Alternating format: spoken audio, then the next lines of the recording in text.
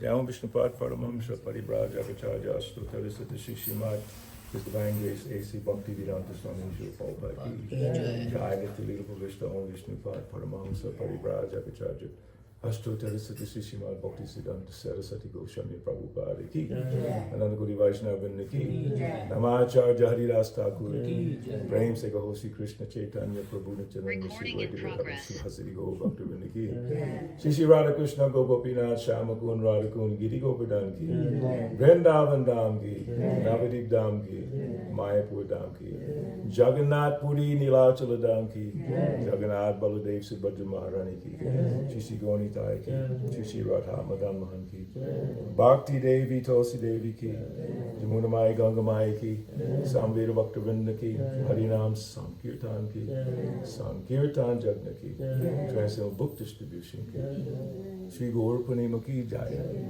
Bhakti Devi Tulsi Devi Ki Oh Premanandi all glories to the assembled devotees all glories to the assembled devotees all glories to the assembled devotees all glories Shri Guru Shri Guranga.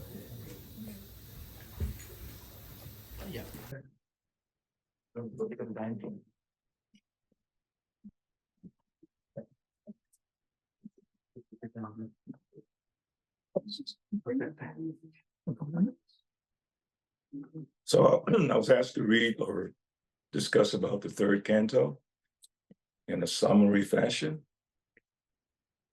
which is impossible.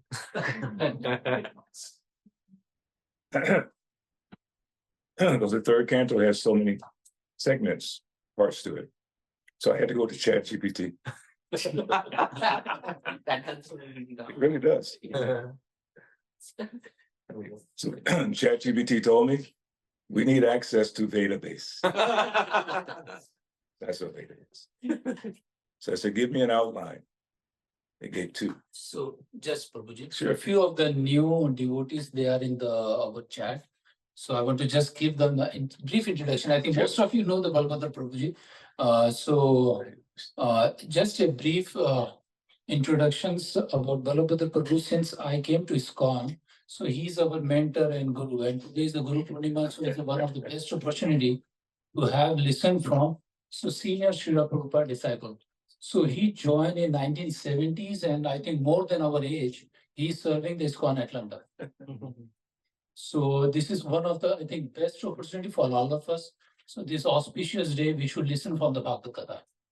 Right. So with that said, I think he mentioned so many times his pastimes when he was interacted with Srila Prabhupada. And he visited multiple times to India, and he served Srila Prabhupada directly. For few of the Aligarh is one of the places I think you mentioned. So Balabhadra Prabhu organized one program, and I think some facility so far something has to be arranged in India, and he doesn't know Hindi, but he still managed to organize that program for Srila Prabhupada. So this is one of the things, and there are so many incidents he mentioned, but due to the time, I've said that in 50 years, I think more than 5,000 times, I think he shared, and so many opportunity for us to have association with him and learning from him. Thank you so much, Prabhuji, again, for taking my request, short notice request to give this class. And thank you so much. So I think a few of the devotees from the Bhagavad Gita, they are new, they may not, I think, have a direct interactions, but some of them, I think they are joining from Canada. Oh, wow. So with that, thank you again. Thank you. Thank you everyone for joining the class today. That's it. Hare Krishna. Hare Krishna. So as I was saying, I had to get some support for reviewing the third canto, because in the third canto, there's so many things there. And I really like what happened. Well, not like, but I appreciate what happened to Vidura, because he was criticized by Duryodhana in the beginning. And that's why he left to go on his tour for all the holy places. Had he not been insulted by Duryodhana, maybe he didn't go to the holy places. Had he not gone to the holy places, then he would not have encountered Uddhava and then subsequently Vidura. And they got to see Krishna as Krishna is leaving the world. So many things happen. I see you have a third canto, right? Yeah, I already announced in our class. Yeah, we are going you to have summary yes, of the canto. Very nice. So we'll just try to go through a little bit. So when I thought to do is that this is a book, it's called Srila Prabhupada's Slokas. And it's the verses and slokas that Prabhupada quoted from Bhagavad Gita, Srimad Bhagavatam, Niti Shastra, so many different places. Padma Puran, this Puran, that Puran, Bhagavad Gita. So I figured we take the verses that Prabhupada himself quoted, and we'll study those verses. And it leads up to, as you mentioned, about Karna Muni and Kapila Muni, Devahuti. So the first one that Prabhupada quoted in the third canto, let's begin with Om Namo Bhagavate Vasudevaya. Om Namo Bhagavate Vasudevaya. Om Namo Bhagavate Vasudevaya. Om Namo Bhagavate Vasudevaya. Om Namo Bhagavate Vasudevaya. Om Namo Bhagavate Vasudevaya. So the first verse he quoted, oh, just for your information, when I joined in 1970, well, I moved into Temple in 73, we only had a few Bhagavatams. We didn't have the whole set. So all we had was the first canto. There were 3 volumes. Second canto, 2 volumes. Yeah, he agrees. Yes. And third canto, we only had 1 volume. I think I saw, where's your volume? It was something like that. The color was actually bluish, different color. So we didn't know anything about the further aspects of the Bhagavatam. And gradually they were coming out. Prabhupada was translating, they were transcribing, they were producing, and then the Bhagavatam started coming out. So we learned all these things as time went by. So here, verse, third canto, chapter 2, text 23, if you have that one, you want to look it up? Let's see. Chapter 2? Yeah. Canto. Third canto, chapter 2, text 23. I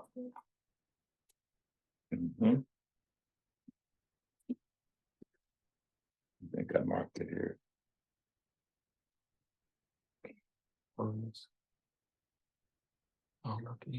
3 to 23, right? Yeah. 3 to 23.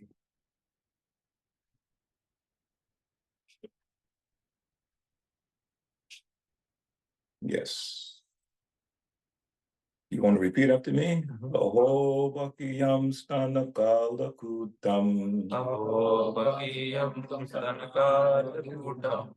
Jigam Sayapayayat Apyasadhi. Jigam Sayapayayat Apyasadhi. Lebe Gatim Datyachitam Tatonyam. Leve Gatim Datyachitam Tatonyam. Kamva Dazyalum Sharanam Brajema. Kamva Dayalum Sharanam Brajema. Translation and a little of the purport by Srila Prabhupada. Alas, how shall I take shelter of one more merciful than he who granted the position of a mother to a she-demon, Putana? Although she was unfaithful and she prepared deadly poison to be sucked from her breast. So Srila Prabhupada says in the purport, here's an example of the extreme mercy of the Lord. So that's our first meditation today. Extreme mercy of the Lord. We're all sitting here by the extreme mercy of the Lord. Because this is Kali Yuga. And in Kali Yuga, everyone is suffering from many ailments, not say being sick, but from being unlucky, misguided, disturbed. And we know how disturbed we are, especially during political season, right? Constant disturbance. Our minds are just so many things. In Bhagavad Gita, chapter 2, text 70, it describes this disturbance as the rivers coming into an ocean. But the remedy is be like an ocean. Because when the rivers go into the ocean is not disturbed. Why are we disturbed? Because we're not like an ocean. What is that ocean? That ocean is hearing and chanting. That fills up our ocean. The ocean is filled with water. So when the rivers go into the ocean, it is so full that it doesn't even notice. It's like, a little ant is at the bottom of your toe or something like you don't notice. So that is the cure. to be filled up in Krishna consciousness. So we are extremely fortunate to have the extreme mercy of the Lord, that even though this is Kali Yuga, Manda Sumanda Matayo, Manda Bhaga Upakrita, so many bad things are there, still, somehow, we're able to hear the glories of the Lord. That's why the question is, why will people not listen to the glories of the Lord? Because they want to hear other things. Hare Krishna Maharaj. They want to hear so many other things. They don't take time to hear the glories of the Lord. So we are blessed by Krishna to have the inclination, the urge, like it mentions in Srimad Bhagavatam, first canto, second chapter, and then says, Srinvata Swakata Krishna, Shunya Shravana Kirtana, Ridyantasto Vibhadrani, Vidunoti Suritsitam. I believe 1 to 17. So when someone has that urge to hear, just the urge, sometimes you have the urge to eat some special food, gulab jamun or whatever. You have the urge. So when you develop the urge to hear the message of the Lord, the messages of the Lord, Ridyantastu Vibhadrani, he does the cleaning. We cannot do the cleaning in the heart. It's impossible. First of all, we can't do anything. We think that we're doing things. That's Bhagavad Gita tells us. You have your Bhagavad Gita, right? Yeah, third chapter, 27th verse. What is that? Prakriti kriyamanani gunai karmani sarvashaha ahankara vimudhatma. Vimudhatma means that we're bewildered. We think we're doing something. If I ask you all to raise your right hand, do it. Please raise your hand. You're not in court. So now wiggle your fingers. Now tell me how you did it. All our little students, how did we do that? Now, first, before you answer, how many thousands of nerves and nerve endings and signals coming from the brain to do that one thing? A lot. And we're just not even conscious of it. So the bewildered soul thinks himself to be the doer, but things are being carried out by nature. So we're in a very precarious condition. So in that condition where we can't even figure out how we wiggle our fingers, the Lord gives us mercy. What is that mercy? The inclination to sit here on a Sunday when I know you're all tired, I know you're all hungry, probably you didn't have breakfast yet. You had to get up early. He told us not to eat. Blame him, right? But still we came here. And some came with their books. I'm like, wow. I love it when I see devotees bring their books, and that means they're serious. Not that the rest of you. Don't take it wrong. We bring mobile. But it's just so wonderful. Why is that? So Purnima, wonderful. This lady came to kill Krishna. Express purpose, kill this baby. Because Kamsa's thinking, all these children, this Krishna, he will kill me, kill all the babies. So she was a Kechari, some kind of demon called Kechari, a witch. Kechari. They can fly around on trees, all kinds of things. So she disguised herself as a beautiful, beautiful nurse. So Yashodamai and everyone's thinking, oh, she's nice. Just like the baby is here. Right? What's your baby's name again? Govind. Govind, you okay? He's okay, he's reading. Everybody wants Govind. He's so sweet. So Krishna's so sweet. And Putin's so bitter, but he's still so sweet. He allowed her to come. You showed him how you allowed her to come. And Krishna's sucking her breast. But then she becomes this demon. So he takes her milk and he takes her life. But because he touched her with his extreme mercy, what happened to Putin? Who knows? She went back. She got liberation. Of course, there's 5 kinds of liberation. The best liberation is to go back to Krishna Loka, but she didn't go to Krishna Loka, but she got some liberation. So this first point, here is an example of the extreme mercy of the Lord. Third canto has so many examples of the mercy of the Lord. So we'll keep going. It is said that a noble man accepts the good qualities of a person of doubtful character. So that's Srila Prabhupada. Like today is Guru Purnima, worshiping all the gurus, but we begin by worshiping Prabhupada. So he took people like myself, a very difficult character.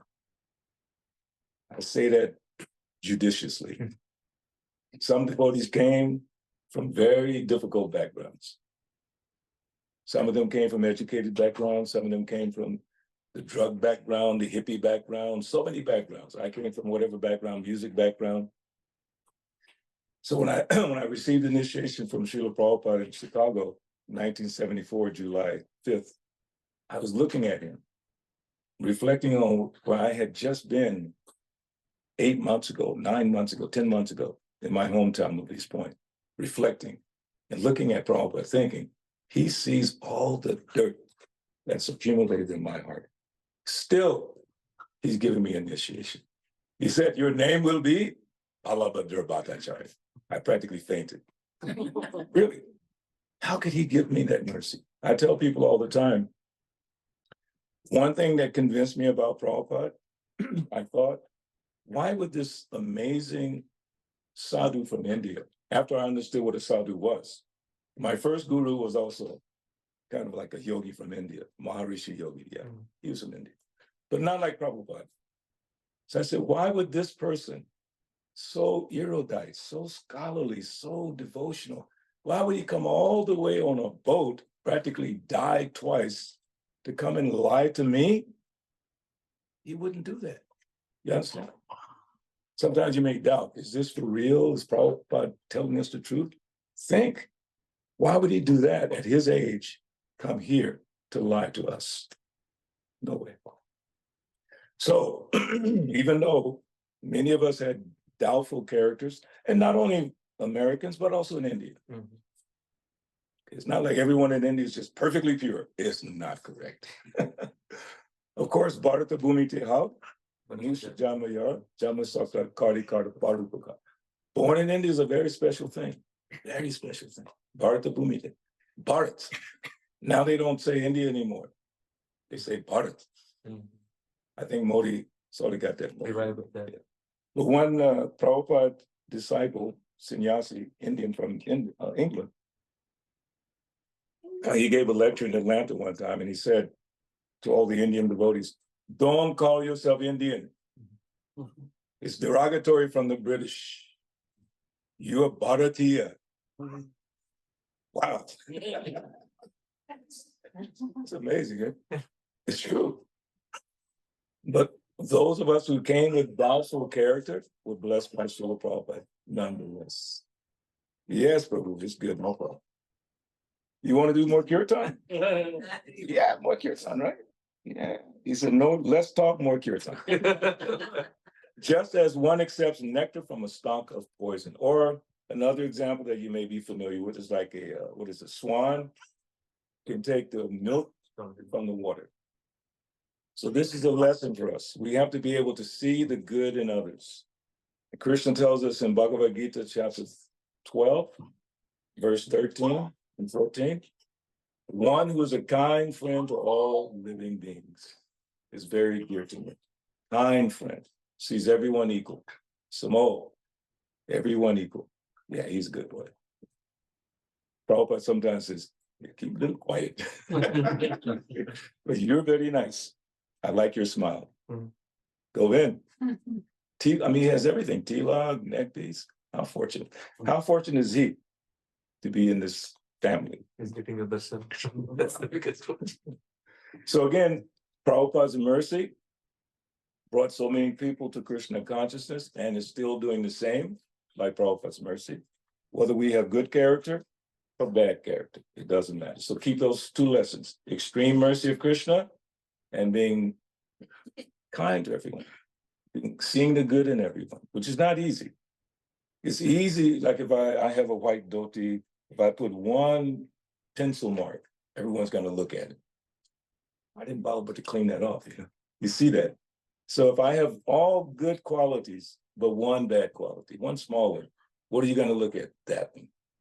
Why? Because we're looking through the wrong eyes. We should look through the eyes of Shastra. Shastra, Chakshusha, with the eyes of Shastra. That's what we have to learn. We're reading all these things not just for the sake of accumulating information. See, knowledge is not that. Knowledge is different. Jnana, Vijnana. So we accumulate information. We know how to do that.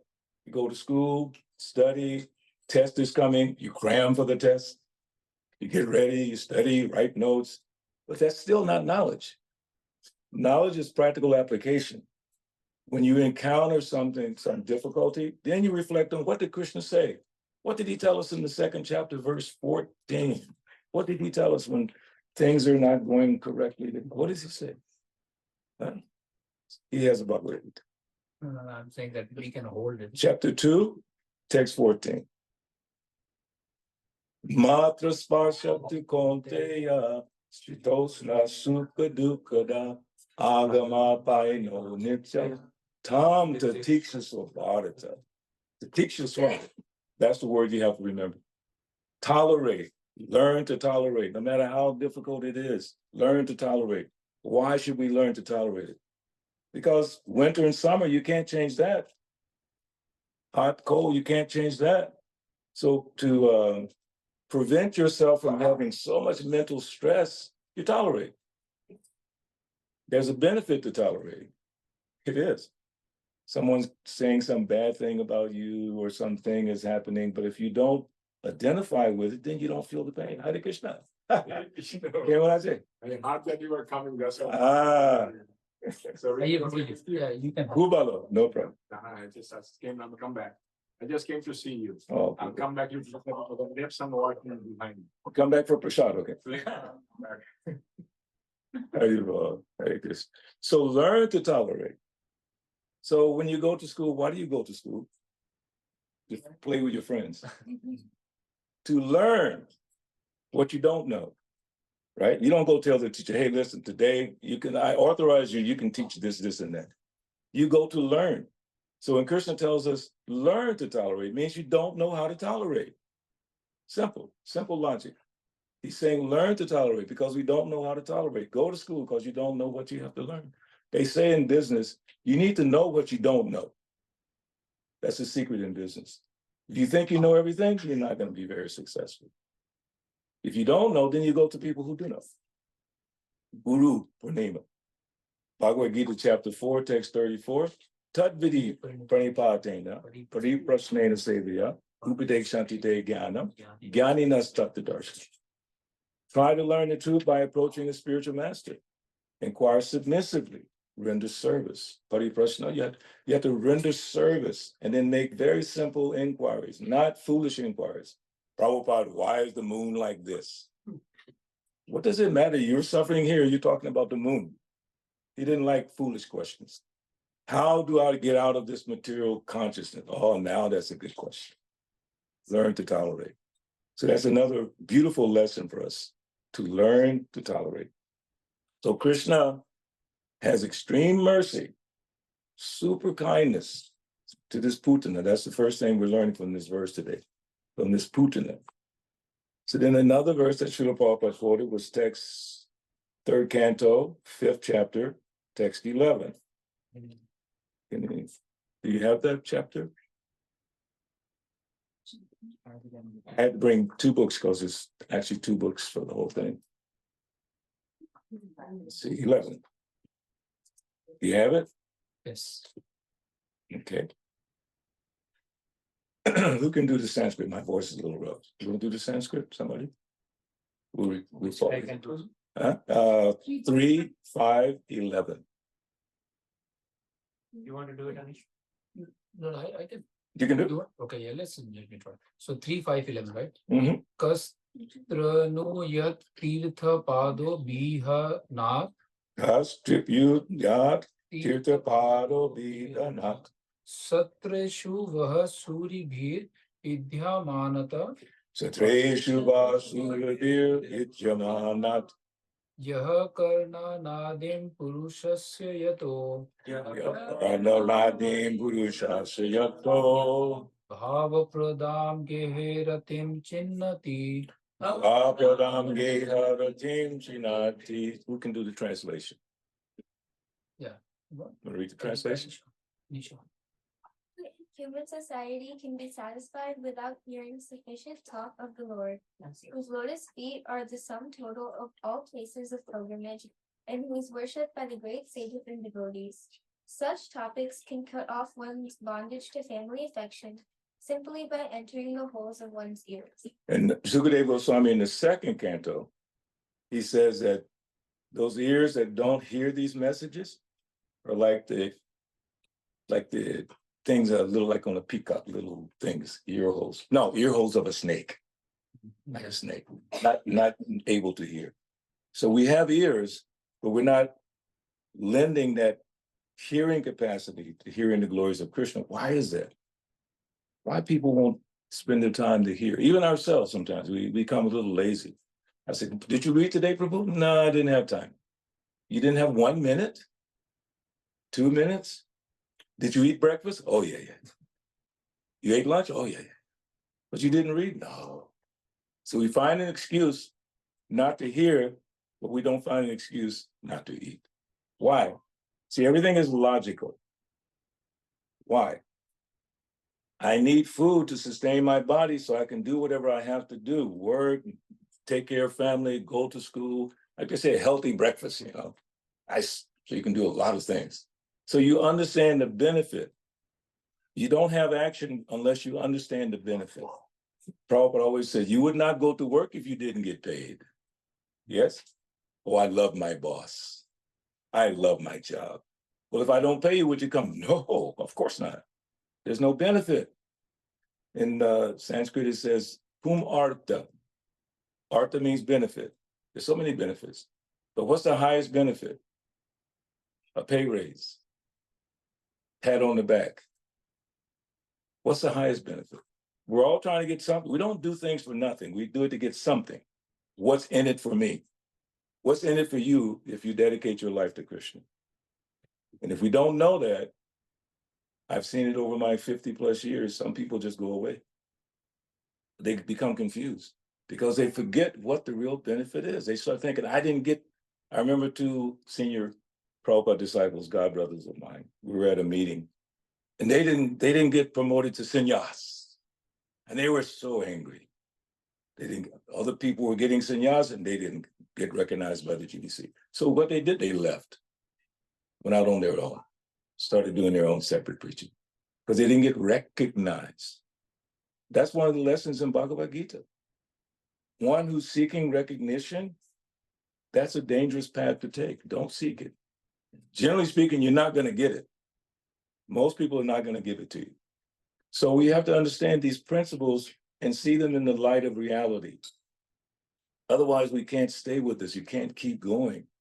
Once you understand the power of hearing, this hearing is so amazing. Why is it amazing? Because the sound vibration is the same as Krishna, Shabda Brahman. It's exactly the same.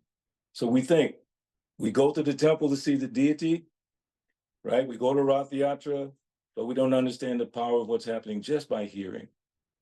And Bhagavatam also says 1 to 18, after 17.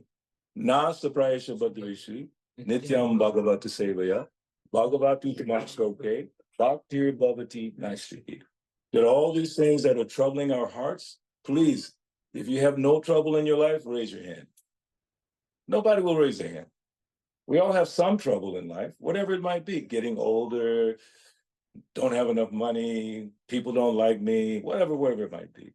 So those are things that are troubling your heart. Why? Because they're distracting you from Krishna. Krishna tells us, man manat bhava mad bhakto. What's the rest? He says, engage your mind, man mana, in me.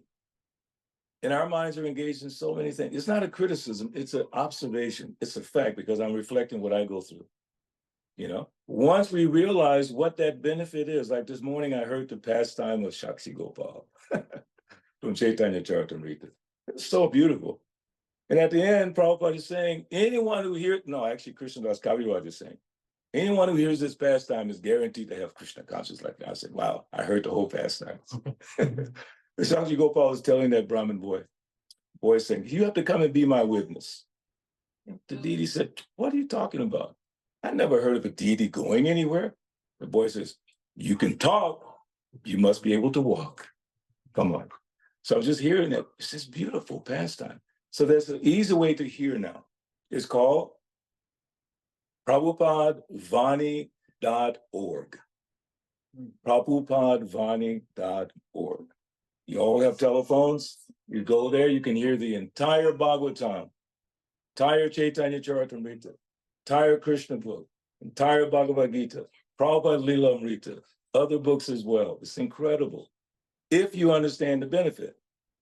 Okay, when like Prabhu's little on the breathing, we know what the benefit of breathing because we know if you don't breathe, what happens? You die. Does anyone have to force you every day? Prabhu, please breathe. Everyone breathe. Of course, if you do yoga, maybe the pranayama, you know. But no. Why? Again, logic. Prabhupada always push for logic. Why? Because if I don't hear the glories of the Lord, those inauspicious things that I've been trying to get rid of, they will come back. And if I'm hearing with offenses, Srila Bhaktisiddhanta explains this in Chaitanya Charitamrita in one purport, Gundicha Marjana pastime. If you're not careful, then your chanting will water the weeds, not the bhakti lata. Bhakti lata means the seed of devotion. And that's also very specific. Prabhupada says the rules and regulations of bhakti yoga is the bhakti lata. Bhakti lata is not some imaginary concept like you take a seed and throw it down your throat and it gets into your heart. It comes by hearing. And how do you water that seed so it grows and goes back to Krishna's lotus feet? How do you water that seed? You take a bucket of water and just no. Hearing and chanting.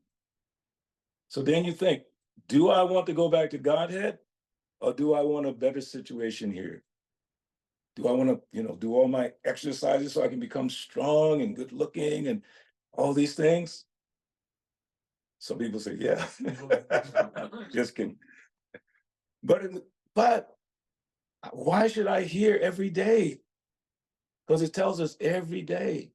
Satatam kirtayantoma yatantas cha vrata. Take a vow of vrata to hear every day. And it's so easy now.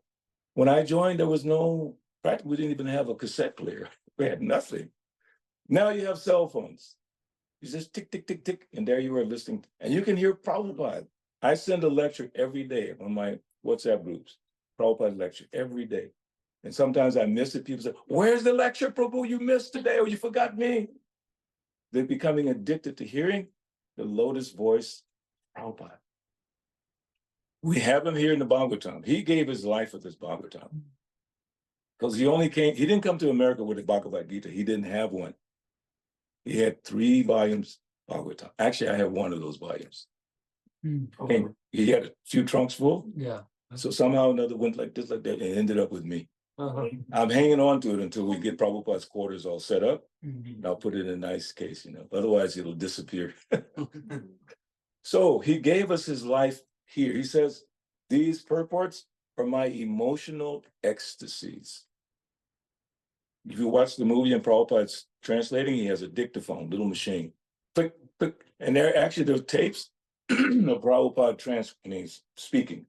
Because he has the big volumes in front of him, Sanskrit, and he'll read one line, click, click, read another line, click, click, click.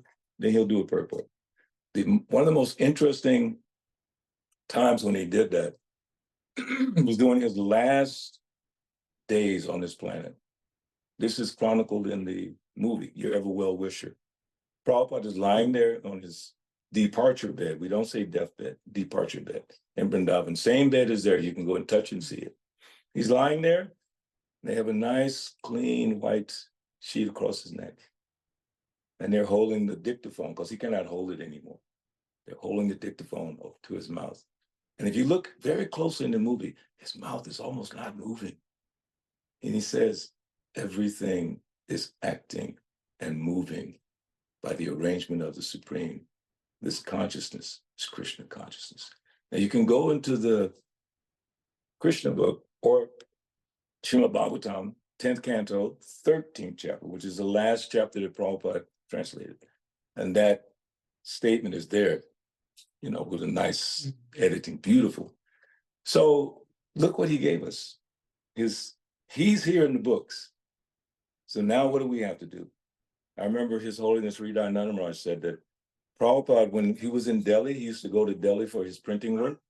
He said Prabhupada one day was having a heat stroke. When you have the heat stroke, you become disoriented. You look like you're intoxicated. So some people thought Prabhupada was a drunkard on the street. He was bobbing and weaving. So Vridanandamai said Prabhupada was having heat strokes, going to Delhi to print these books, and we don't read them? How foolish. So we just have to remember, again, logic.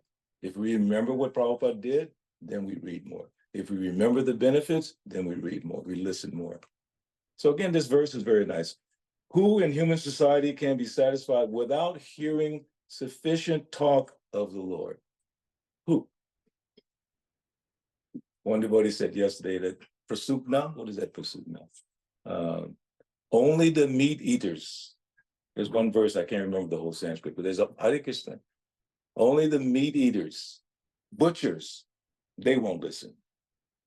But the mercy is so extreme that even the butchers can be blessed by it. Prabhupada and the great acharyas. We know the story of Mrigrari the hunter. You know that story? What is that? Give her the microphone so she can tell the story. It's a very important story about the extreme mercy of the Lord.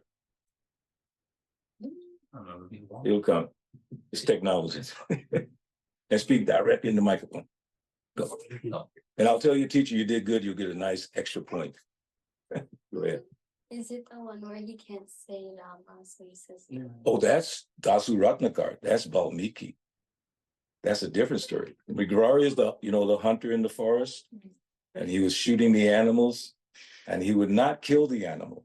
Enjoy it. He'd half kill the animal because he liked to see him flop around half, like that. Very bad person. And who saved him? Why did Narada Muni save this man? He's a killer. Because of yes.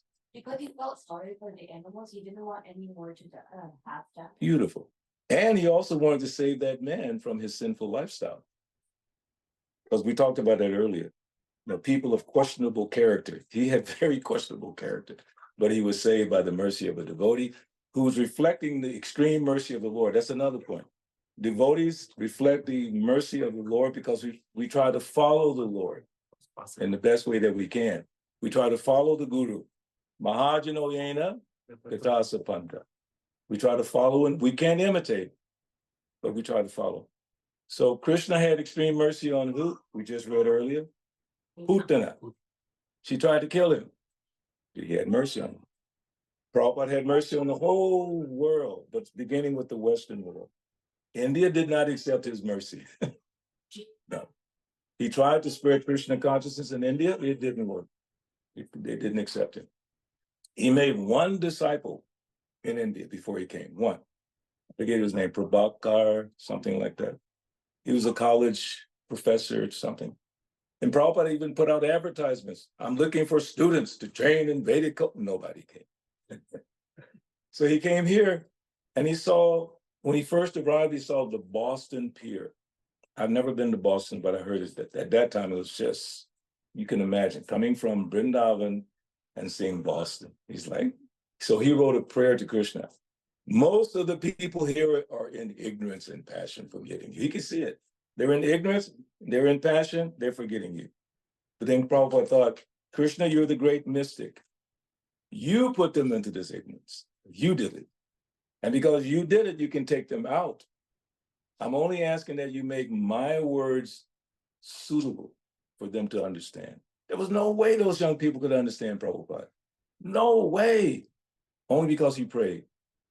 So when you're trying to preach, like we do downtown, right? We pray. Please let this person hear something. Let me say something that will touch their hearts so that maybe they'll be inclined to take your book, Srila Prabhupada. That's book distribution. That's what it really means. Praying for these people to understand, just like Prabhupada prayed. And again, extreme mercy. Extreme mercy. Forgetting about the questionable character. Like when we're downtown sometimes, there's a lot of questionable people. I'm not exaggerating, right, Prabhu? Very questionable. You don't know, should I go, right, girls? Should I go? Should I not? Because they're like this, they're like that, they're smelling this way, that way. But I was just watching these two young ladies. They just go up and give Krishna. And Mata's just giving Krishna. Prabhu. Just give Krishna indiscriminately. If Krishna can bless Putana, we can bless some little homeless man. One time we were getting out of the van for Sankirtan downtown, and I made a vow that day. Before going downtown, I made a vow that the first person I see, I'm going to give Krishna. I don't care who it is. I didn't expect it to be a man lying on the ground. He was just lying there. You know, it was kind of cold, so they lay on the grave where the heat comes up. The guy had a bunch of covers over his head.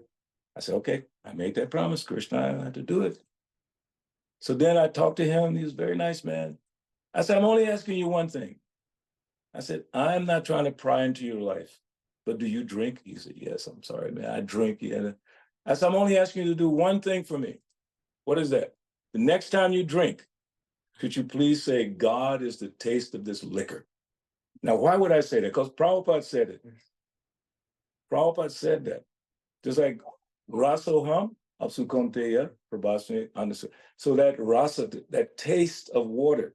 And then Prabhupada said, why just water? Any liquid. He said, like in your country, meaning America, people are very fond of drinking wine. So when they drink the wine, they should think that taste that I am so attached to is Krishna. He said they become greatest devotee. Greatest devotee? Yes. Because he's seeing Krishna everywhere. Krishna is everywhere. Last night we were listening to Srila Prabhupada at the Lakshmi Nrsimha Center. And Prabhupada was describing so beautifully how Krishna is everywhere. Everywhere. He said, some people say, why are you going into the temple? You're worshiping some doll, putting on some clothes and some jewelry on some statue, some doll. And Prabhupada says, why not in the temple? You Mayavadis say God is everywhere. Why not in the temple? An intelligent person goes, that makes sense. I had the experience years ago of a Muslim friend. He was part of an interfaith group that I was chairman of. So we hired them to do security at the Panihati Festival. Muslim, nice young man.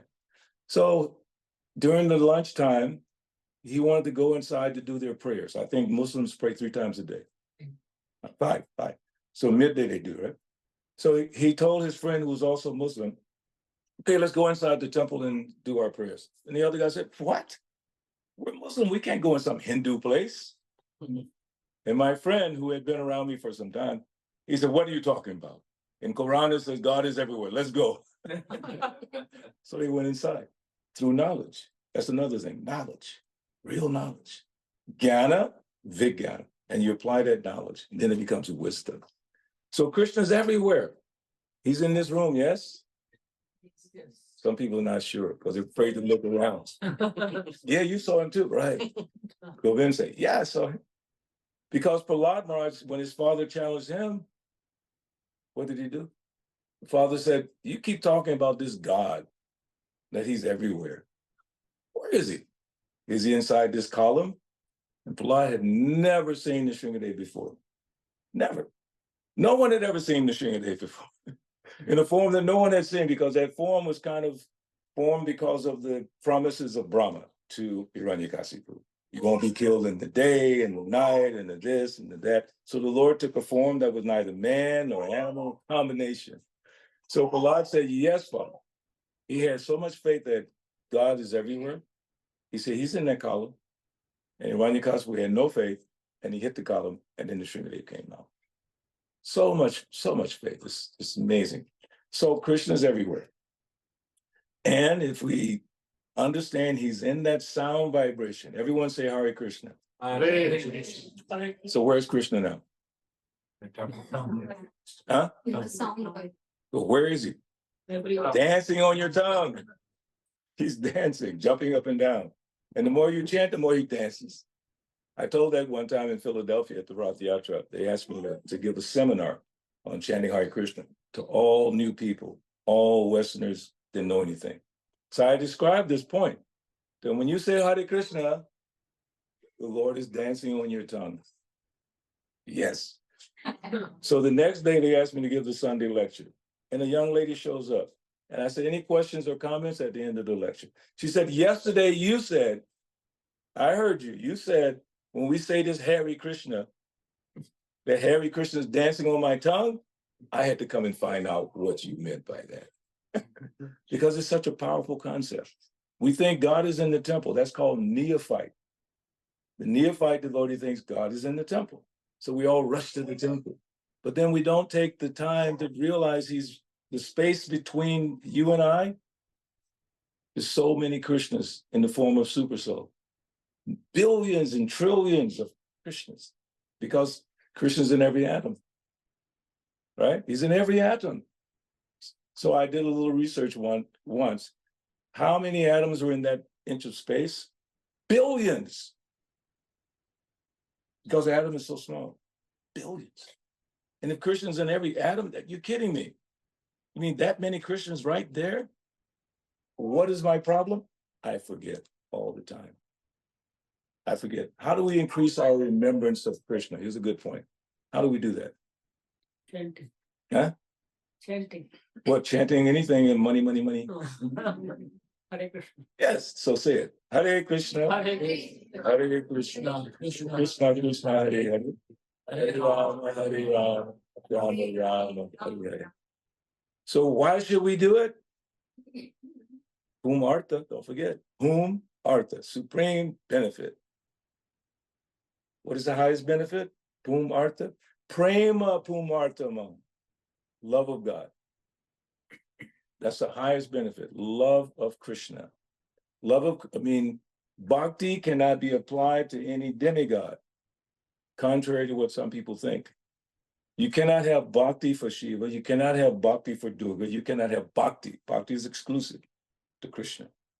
It's explained by the acharyas and all the shastra. Exclusive bhakti. You can have devotion. You can have so many, like Prabhupada says, you can worship a man if you want. Of course you can worship demigods. There's no problem.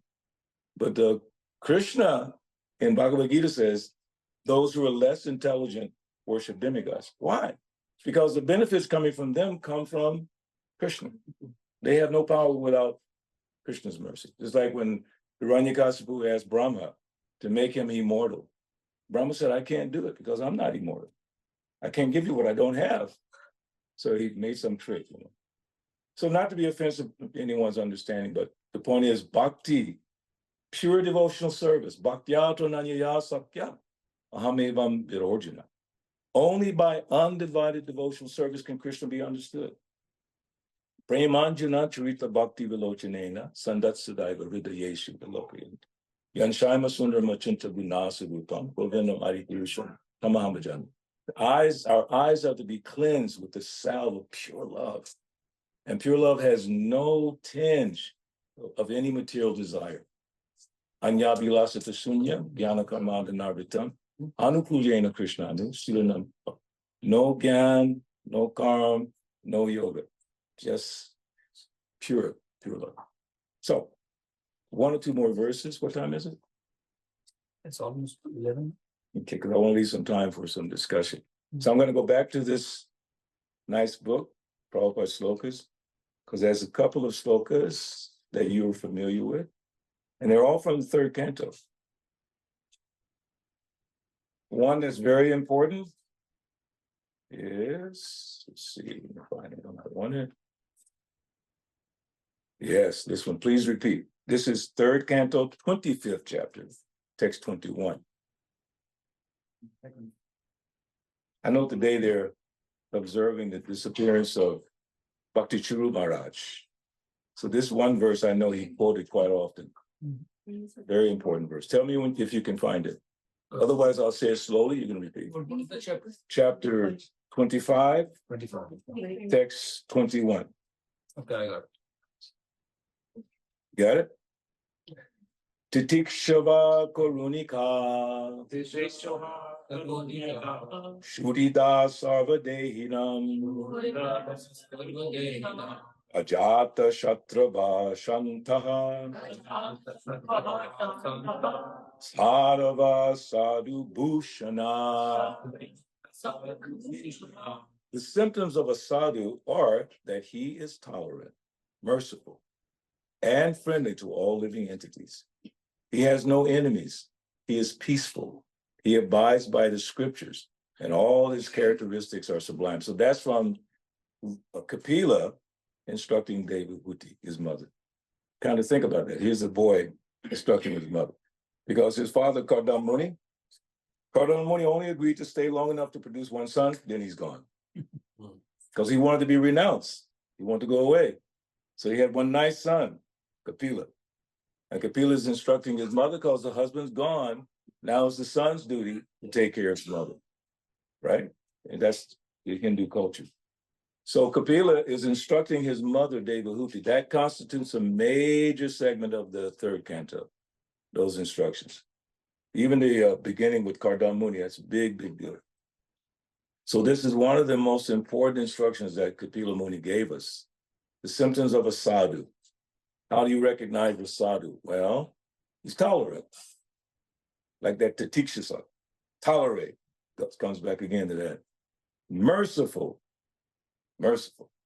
and friendly to all living entities. That's a really difficult one. It is. Because some people they're like mosquitoes. Just like give you so much trouble. But when you know the philosophy, you know there are three kinds of suffering in this world. Adi Daivika, Adi Bhautika, Atmika. Atmika means the stuff that's happening inside of you causing you pain. It's not the mosquito, not the person that's bad, not any of that. It's you, your mind. Bajahure mana, Srinandana. Mind should be engaged in the service of Govinda. So that Adi Bhautika, that's the one that we don't like. Other things causing us, people, insects, sharks, whatever, causing us trouble. But the one that's really interesting is Adi Daivika. That's the demigods creating bad weather, just like in California, all these fires and tornadoes and destroying this. That's the demigods. So those sufferings are there. But the sadhu, he's very merciful and he's very tolerant. And then, to all living entities.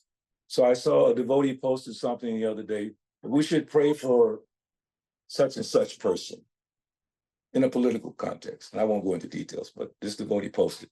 So I said, no, I have to say something. What I said was, I saw a bumper sticker one time. This is true. And the bumper sticker said, God bless everyone, no exceptions. Because the person said, God bless America. No. I mean, God bless America and God condemn Russia or condemn India. This bumper sticker said, God bless everyone, no exceptions. I said, that's Krishna consciousness. That's Vaishnava philosophy. So, kind friend to all living entities. He has no enemies. And that's explained in Bhagavad Gita again, chapter 12, verses 13 and 14. And Prabhupada says in the purport to that part, he said, a devotee does not become his enemy's enemy. You have to think for a second what that means. The person's your enemy. So you act in such a way now you become his enemy. Devotee doesn't do that. He might be my enemy. You might be Putana. I'm not going to take a stick and start beating Putana. Krishna didn't fight her like that. Well, of course, he killed her ultimately. But that was his mercy. Again, going all the way back to when we started. Vidura, had he not been insulted by Duryodhana, a lot of this conversation wouldn't have happened. He left home. He went on the pilgrimage. So that's Krishna's mercy. So then he is peaceful.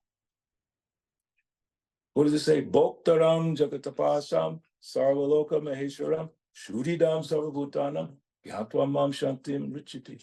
So when you understand these principles of the Supreme Lord, he's everything, he's enjoyer, he's a best friend, then you become peaceful. Otherwise, there's no peace in this world. Then last few things, he abides by the scriptures.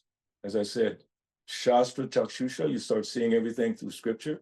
You change your whole paradigm. You don't think whatever I think is perfect.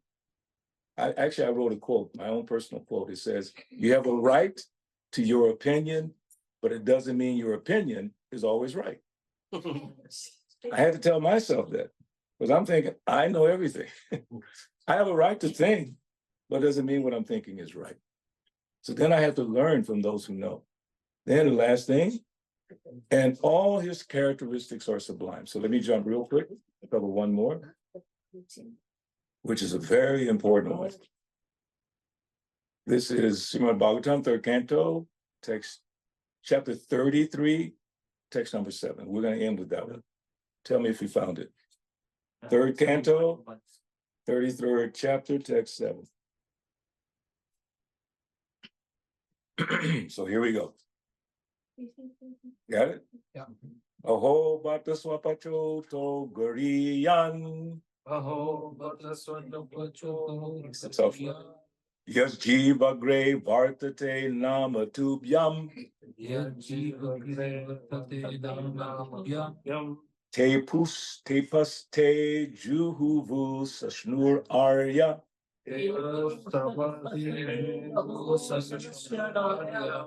Brahman nuchur nama grinanti yete. Oh, how glorious are those, or they, whose tongues are chanting your holy name. Even if born in the families of dog eaters, such persons are worshipable. Persons who chant the holy name of your lordship must have executed all kinds of austerities and fire sacrifices and achieved all the good manners of the Aryans. Remember in Bhagavad Gita in the beginning, Krishna told Arjuna, Anarya Justam. You're acting like a non-Aryan, like someone who doesn't know the value of life. To be chanting the holy name of your lordship, they must have bathed at holy places of pilgrimage, studied the Vedas, and fulfilled everything required. So all together, Hare Krishna, Krishna Krishna, Hare Hare, Hare Rama, Hare Rama. You must have studied all the Vedas. You must have bathed at all the holy places in order to do what you just did in Kali Yuga. What is that verse in Bhagavatam? I forget the now. Give me 1 second. Sometimes when you get older, the brain starts to go down a little bit. Prabhupada actually one time said, my memory is getting old. So the verse about Lord Chaitanya, those who are intelligent, oh, Krishna. Anyway, those who are intelligent in the age of Kali, Kalo, what is it? See, he's younger than me and he's also straight. Yes. What is the beginning? Krishna Varnam Sasa Akrishnam Sangopangasta Parsadam Yagai Sankirtanai Yajantihi Sumedasa. That means those who have good brain, and Prabhupada said, not filled up with cow dung. Good brain substance in Kali Yuga. They worship Lord Chaitanya, who comes with the Sankirtan movement. So how fortunate are we that we just chanted Hare Krishna, and most of you are chanting at least to some degree at your homes. But you have to remember how fortunate you are, how blessed you are. To have the inclination to chant Hare Krishna is not ordinary. So don't take it ordinarily. Don't take it cheaply. That's called neophyte. Neophytes take everything cheaply. Okay, we chant Hare Krishna, I chant my round. Hare Krishna, Krishna Krishna, Hare Hare, Hare Ram. Okay, I'm done, bye, adios. Every word is important. Every one of those syllables is Krishna. Every single one. Hare Krishna, Hare Ram. All Radha and Krishna. Ram, Balaram, they're all there in the Maha Mantra. That's why it's called the great chanting. So I want to stop with that. We went through some of the third canto. There's too much here. There's a great, like, look, here is the third canto. I want you to see it. And I started yesterday reading it and I couldn't get even through the first volume. It's because there's so much here. But these essential verses that emphasize the importance of chanting from Kapila Muni, especially the importance of chanting Hare Krishna and the benefits of chanting, I think is the essence of this. So the first thing we learned, extreme mercy of who? Krishna. And then being able to see past the questionable characters of other people. Also very important. Within the context of that, we talked about titiksha, learning how to be tolerant. It's a process, it's not automatic. You're not going to walk out of this room and be automatically tolerant. Somebody will say something, you'll get upset. But if you remember, then you start practicing. Then you start realizing that all those things are opportunities. When people are challenging you, that's an opportunity to do what? To remember Krishna. Because Arjuna, I told someone recently, they were saying how they're having so much difficulty. Sometimes I try to be successful in business. Should I focus on that? How can I do that and still be Krishna conscious? I said, okay, reflect on Arjuna. He wanted to go to a very peaceful place and just forget about it. He didn't want to fight anymore. He went to the battlefield ready to fight. He saw who he had to fight with. He said, I don't want to fight. And Krishna had to give him 17 chapters to just wake up from this nonsense. Please. Go and fight. But how many people? How many people died in Kurukshetra? Millions. 640 million. So Arjuna was justified and said, I don't want to be a part of that. Krishna said, I want you to do it. I want you to do it on my behalf. And if you don't do it, fine. It's still going to be done. But I want you to get the credit. So what the essence of that is, go back and do your job. Go back to school. School starts when? Is that why you're looking so sad? You just go back to school and remember Krishna. But how can I parse my brain? Half of it studying, half of it remembering Krishna. It's not that difficult. Krishna's inside. There's one picture I love so much of Krishna. If I had my phone, I'll show you. It's so beautiful. It's the first picture I really saw of Krishna that still reverberates in my mind. I'm out of there already. Will someone take my phone? I can't. You see it. Okay. You want to see it too? You want to see this picture?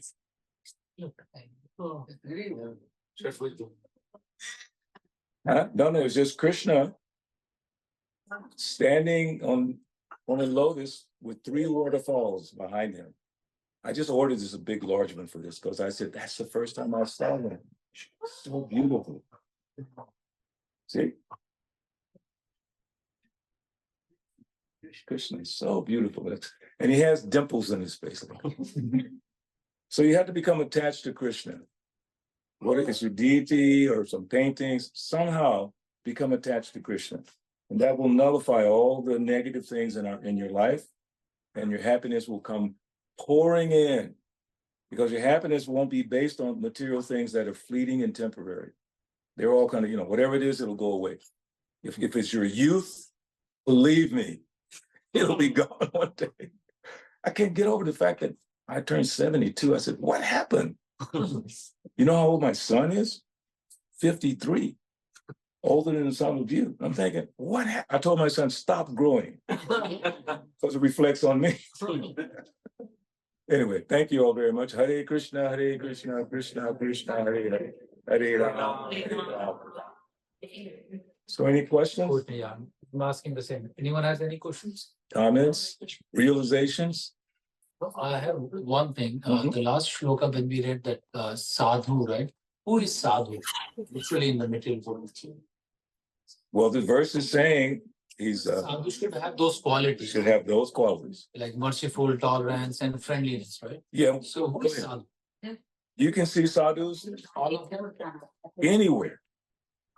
See, we think sadhu just means in India. Sadhu just means Hare Krishna devotees.